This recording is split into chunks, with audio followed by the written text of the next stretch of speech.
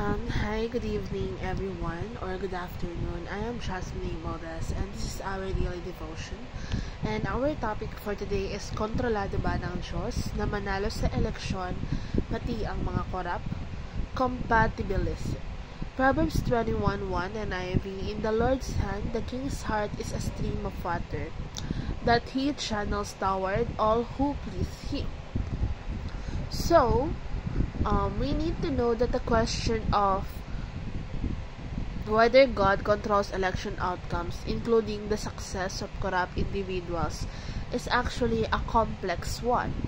So, yung passage dun sa verse, sinasuggest nito na God has influence over the hearts of leaders, but it doesn't explicitly state that He dictates every election result.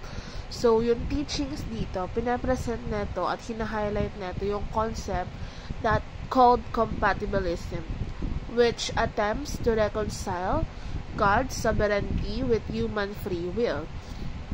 Also, sinasuggest din neto that God's control doesn't negate human responsibility, and we are actually still accountable for our choices even if God has a plan.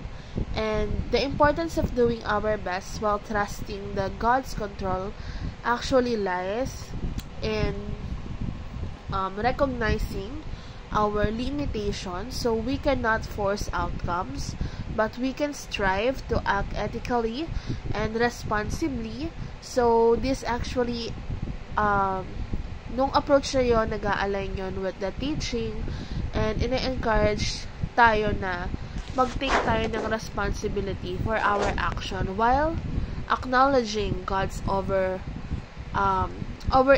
plan. And also, the relationship within God's will and human actions remains a subject of ongoing theological debate. And however, the teachings emphasize the importance of both trust and responsibility.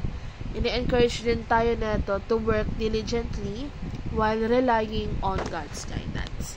And ayun yung sagot sa ating tanong kung kontrolado ba ng Lord na manalo sa eleksyon pati yung mga korap na tao. And that is our topic. Have a good day and